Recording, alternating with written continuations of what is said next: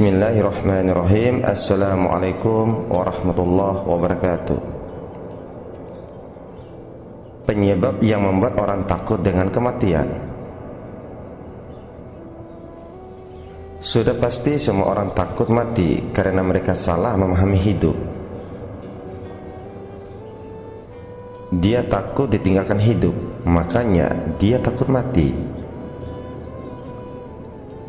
Sebenarnya mereka salah pegang, salah tangkap, karena mereka berpegang pada yang mati yang dianggapnya yang hidup. Sebenarnya hidup tidak diperdulikannya selama ini. Bagi kita berpegang pada yang hidup, tidak akan takut mati. Karena bagi kita, yang hidup itu mestilah tidak ada matinya. Dia itu kekal dan abadi, dan mungkin berpindah-pindah tempat.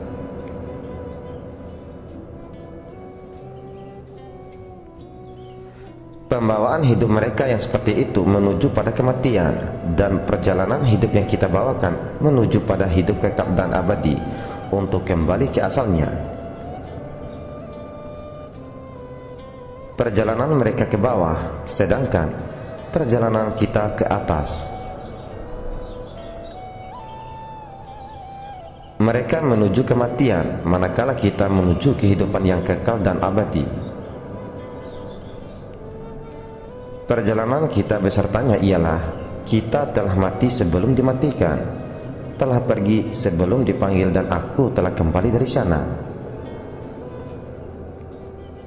Seorang sufi mengatakan, setelah engkau menemui dia dan batas kamu dengan dia ialah seperti batas antara madu dengan manisnya, yaitu jauh tidak berantara dan dekat tidak berbatas.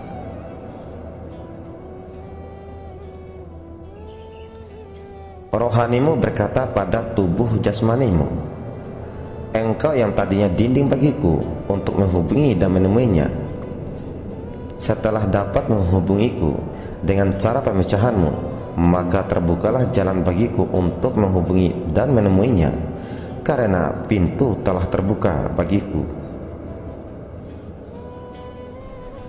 Engkau aku bawa serta karena cinta kasih sayangku tertumpah padamu, dan engkaulah badanku itu. Kita tidak akan berpisah kecuali kalau dipisahkan oleh Yang Maha Kuasa. Maka dari itu, kuasailah aku supaya apa yang ada padaku menjadi kepunyaanmu. Pertanyaan: bagaimanakah caranya menguasainya? Jawab: mudah saja. Cintailah, kasihilah, dan sayangilah aku. Pertanyaan: bagaimana cara mencintai dan mengasihi dan menyayanginya? Jawab: aku tidak meminta apa yang tidak ada padamu. Cukuplah kalau engkau serahkan apa yang ada padamu kepadaku, dan untuk itu akan aku serahkan pula apa yang ada padaku, sehingga aku menjadi kepunyaanmu dan engkau menjadi kepunyaanku. Ke dalam engkau yang berkuasa, keluar aku di muka. Tadinya sebelum engkau mengenal aku, maka aku nyawamu. Setelah engkau dapat mengenal aku, maka engkau tahu bahwa aku ini sangat berguna bagimu. Aku hanya satu sinar dari matahari ketuhanan. Aku hanya satu ombak dari lautan Ar-Rahman, yaitu Allah. Aku hanya satu ayat dalam karangan Al-Haq yang benar, yaitu Allah Subhanahu wa ta'ala. Aku hanya sebutir pasir dalam padang pasir wujud yang maha meliputi dan maha luas. Aku hanya satu bayangan dari bayangan Dia yang maha ada. Itulah aku yang tidak terpisah dengan Tuhanku. Ketahuilah bahwa seluruh kehidupanmu bergantung padaku. Setelah engkau menemui aku, maka engkau lebih kenal padaku. Akulah yang akan menjadi engkau, dan engkaulah yang akan jadi aku. Aku dan engkau sebenarnya satu, dan memang kita satu. Ilmu pengetahuanlah yang memisahkan kita, dan akulah kita, aku luar dan dalam. Selama ini engkau berjalan sendiri dengan tidak memperdulikan aku. Sekarang, setelah engkau menemui aku, apalagi kita telah menjadi aku, maka kalau engkau berjalan ikut sertakan aku. Dan kalau aku berjalan, aku pasti akan mengikuti engkau pula. Satu arah, satu tujuan, dan satu tindakan.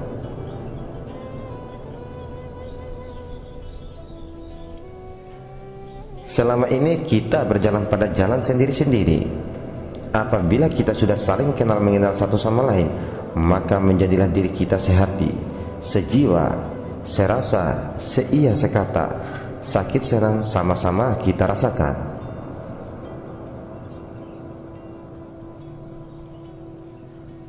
Apa yang tidak ada padaku, ada padamu. Dan apa juga yang tidak ada padamu, ada padaku. Engkau selama ini sudah jauh berjalan sendiri dengan tidak mengikuti sertakan aku. Walaupun aku senantiasa berada bersamamu di dalam banyak hal, aku menderita karena aku yang merasakannya. Sekarang aku berjalan dan engkau aku ikut sertakan. Tugasmu hanya menurut dan mempelajari, hasilnya untuk kita. Engkau yang tadinya tidak tahu, setelah kamu mempelajari perjalananku, maka akan banyak mendapatkan apa yang engkau tidak ketahui selama ini. Aku yang berbuat, engkau yang melakukan, dan hasilnya untuk kita. Bahagiamu terletak padaku dan bahagiaku terletak padamu.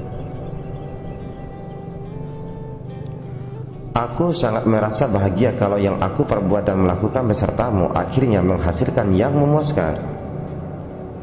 Lambat laun engkau akan mengenal aku yang sebenarnya. Dan perbuatanku bagimu namanya ilmu. Oleh karena aku gaib sifatnya, maka namanya ilmu gaib.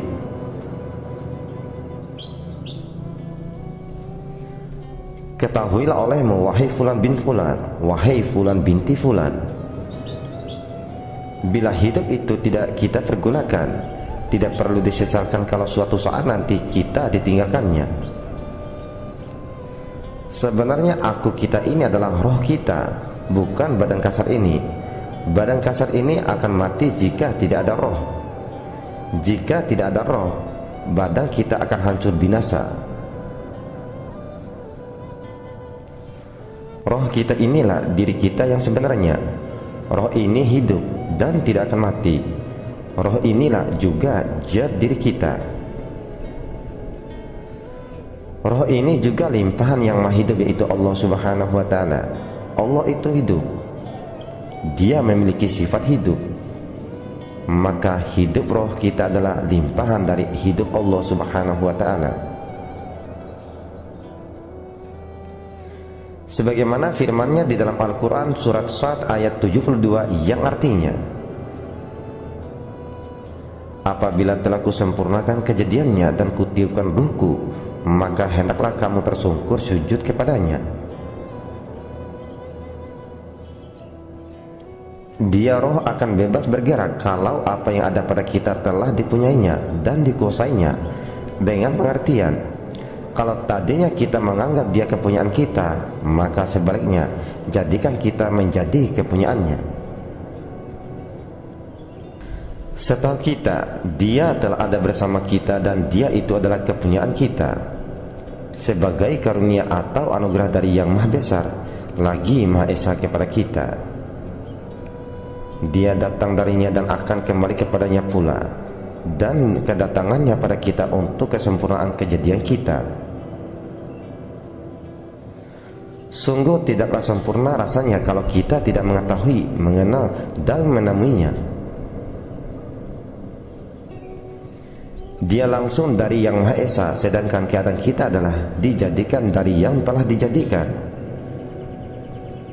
Tingkatannya juga lebih tinggi dari kita, karena dialah yang asli dan kita dari yang dijadikan, meskipun yang menjadikan kita itu adalah Tuhan yang Maha Esa juga. Satu asal tetapi berlainan keadaan. Dia ada tetapi tiada.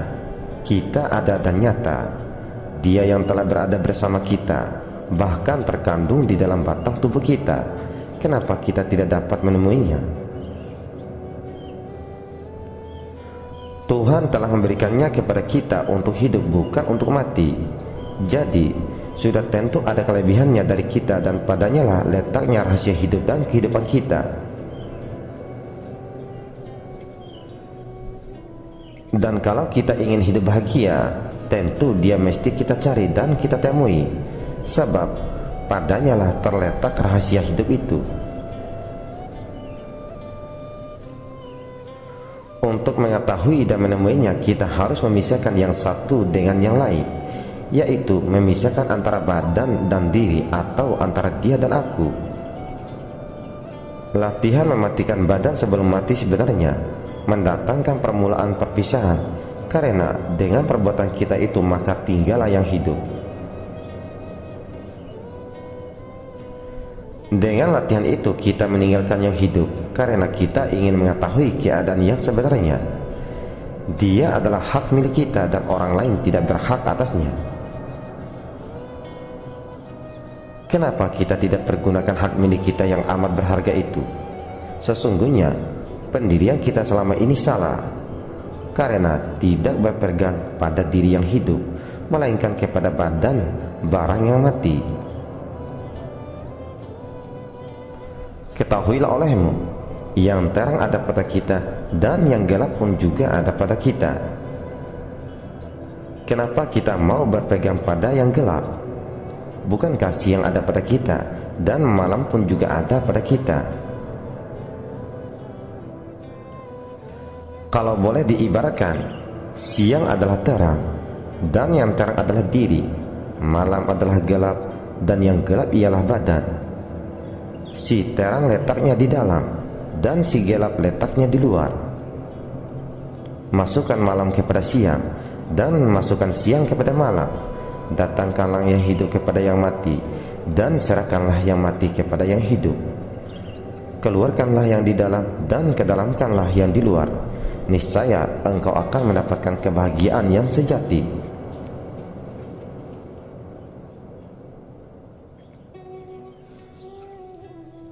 Demikian pandangan orang-orang kesufian yang telah mencapai tingkat serasa seolah beserta dengan wujud yang Maha Esa itu.